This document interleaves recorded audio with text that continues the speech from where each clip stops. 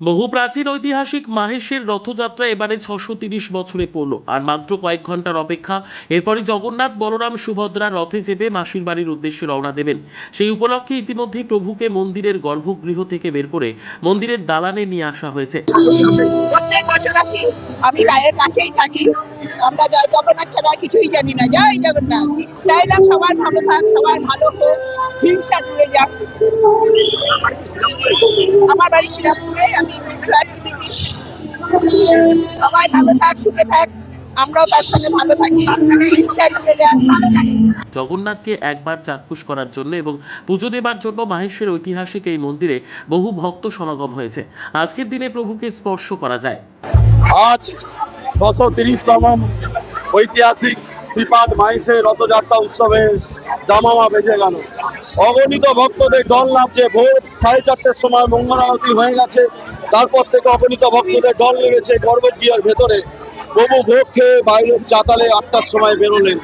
উনি এতটাই কৃপালু, উনি সকল ভক্তদের দর্শন দেওয়ার জন্য বাইরের চাতালে উনি নিজে থেকে বেরিয়ে আসেন।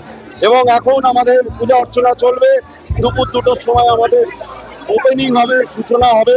দামোদর শিলা উঠবে প্রথম উঠবে নারায়ণ, সত্যযুগে নারায়ণ, ত্রেতায় রামচন্দ্র, তারপরে কৃষ্ণ, আর কলিতে উনি জগন্নাথ, উনি যুগে যুগে অবতীর্ণ হয়ে আছেন।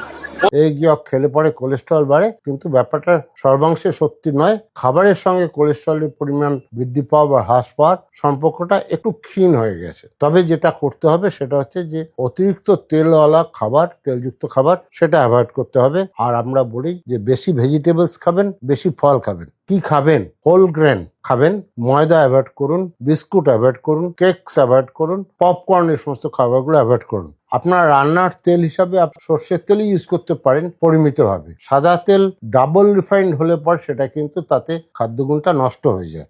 বিশেষত এখন যেটা আমরা বলবো সেটা হচ্ছে যে খুব উচ্চ তাপে যে রান্নাগুলো হয়, যেমন কুইক কমার্স, 10 মিনিটে খাবার দিয়ে যাচ্ছে, 20 মিনিটে খাবার দিয়ে যাচ্ছে, এই খাবারগুলো অত্যন্ত বেশি তাপে খুব তাড়াতাড়ি রান্না হয়, তাতে তেলটা ব্রেকডাউন করে যায়। তেলটা ভেঙে যে জিনিসটা তৈরি হয় সেটা কিন্তু স্বাস্থ্যের পক্ষে হানিকর। হৃদরোগীদের এই ধরনের খাবারগুলো অ্যাভয়েড করাই ভালো। আর বাড়িতে রান্নার সময় তেলটাকে বারে বারে ব্যবহার করবেন না। একবার ব্যবহার করার পরে তেলটাকে বর্জন করে ফেলাই উচিত। আমিষ জাতীয় খাবারের মধ্যে আপনারা মাছ খেতে পারেন, চিকেন খেতে পারেন, ডেয়ারি, দুধ, ছানা চলবে, তবে ফুল ক্রিম মিল্কটা অ্যাভয়েড করবেন। সয়াবিন, লেগুমস মানে শুটি, মটরশুটি, কড়াইশুটি, এগুলো খেতে পারেন। এরপরে খাবারতেও একটা তো সাধারণ আইডিয়া দেওয়া গেল যে এইগুলো আপনি খেতে পারেন আর এইগুলো খাওয়াটাও উচিত নয়। খাবার পরে 20 মিনিট থেকে আধ ঘন্টা বিশ্রাম নেবেন। খাবার পরে সাথে সাথে উঠে কাজ করতে যাবেন না, তাতে হৃদরোগীদের হার্টের উপর চাপ বেড়ে যায়। এবং নতুন একটা কথা, সেটা হচ্ছে স্লিপ হাইজিন। সমস্ত হৃদরোগীদের বলা হয় যে আপনাদের দিনে 6 থেকে 7 ঘন্টা ঘুমানোটা খুব জরুরি দরকার, তাতে শরীরটা ভালো থাকে, হৃৎপিণ্ড ভালো থাকে। প্রথম উঠবে আমাদের নারায়ণ শিলা, তারপরে উঠবে মা সুভদ্রা, তারপরে উঠবে বলভদ্রদেব, এবং তারপরে উঠবে জগতের নাথ, জগতের পিতা, পরম পিতা জগন্নাথ। দুপুর 2টোর সময় শুভ সূচনা এবং বিকেল 4টের সময় রথের রশির টান শুরু হয়।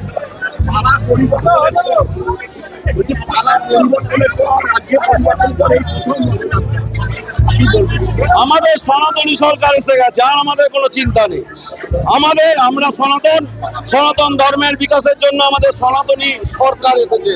আমাদের পশ্চিমবঙ্গের মাননীয় মুখ্যমন্ত্রী শুভেন্দু অধিকারী মহাশয়কে আমি আন্তরিকভাবে ধন্যবাদ এবং কৃতজ্ঞতা জানাই মাহেশের জগন্নাথ মন্দিরের সম্পাদক হিসেবে, যে তিনি আমাদেরকে 5 লক্ষ টাকা অনুদানের একটি ব্যবস্থা করে দিয়েছেন।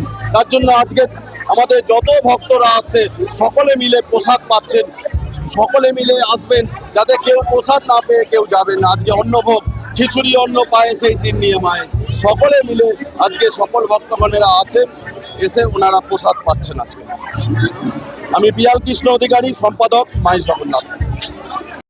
আনন্দ আর ভালোবাসার দীপ্তিতে গড়া সমুজ্জ্বল পরমা, ঠিক তোমারই মতো। শ্যাম সুন্দর কোম্পানি জুয়েলার্স, আগরতলা, উদয়পুর, ধর্মনগর, কলকাতা।